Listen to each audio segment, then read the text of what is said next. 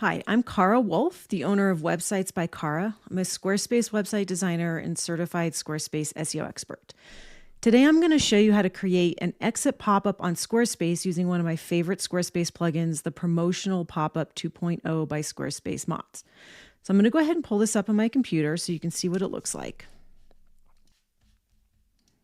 So if I start to scroll, here we go.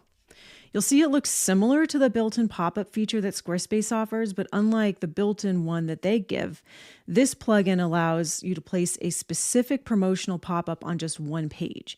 This can significantly increase your conversion rates, and it also gives the option to trigger the pop-up by leave intent or exit intent, in addition to scroll percentage and time spent on the page. So I'm going to pause the video for just a moment to bring this up on mobile as well, and then later in this video, I'll give some pro tips on how to format this for mobile.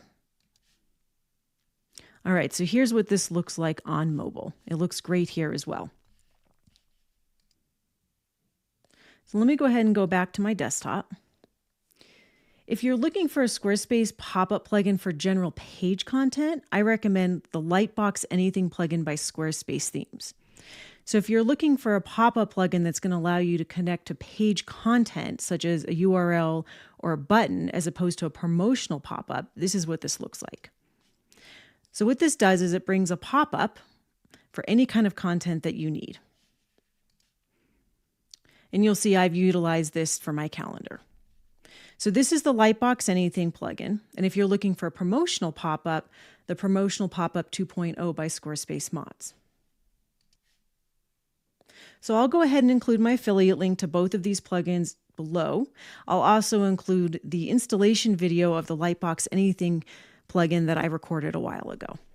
So now let's look at how to install the SquarespaceMods plugin, this Promotional Popup 2.0. So first you want to purchase and download the plugin.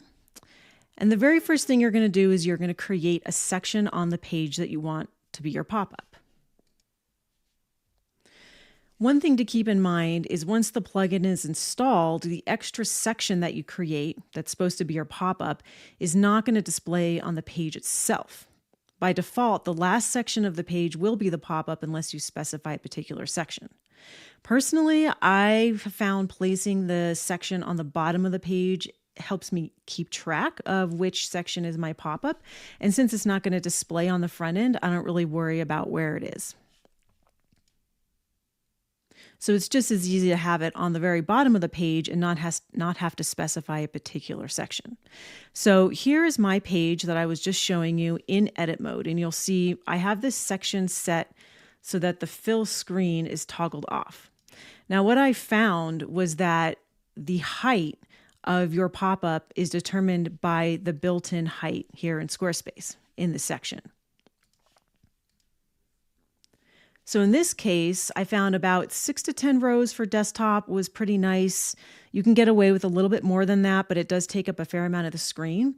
However, for mobile, I did find that 10 rows was about max. So anything taller than this started to take up most of the screen. And if it got too tall, it got cut off. So now I'm going to go ahead and switch over to my demo site. I'm not going to be pasting the specific code in real time for privacy reasons, but I do want to walk you through where to paste this code in so you can see how super easy it is.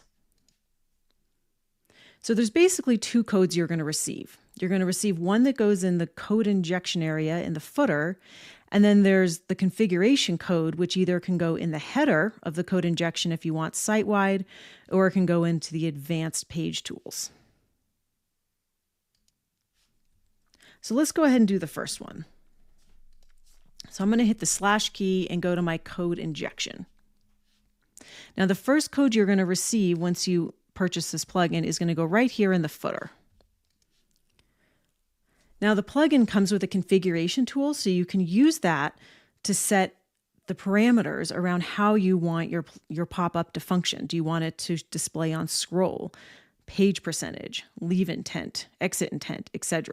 So once you configure that, you can either come in here and put it in the header if you want it to be site-wide, or you can come to your specific page and place it per that page. So let's say we wanted to put this on my services page. Click the gear icon.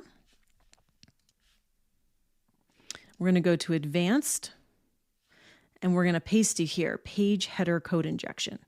This will ensure that the pop-up only displays on that particular page.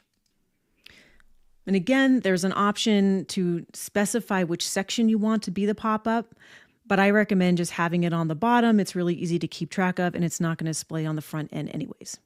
And that's it. Just be sure to test it in a private browser or an incognito mode to see how it looks on the live site.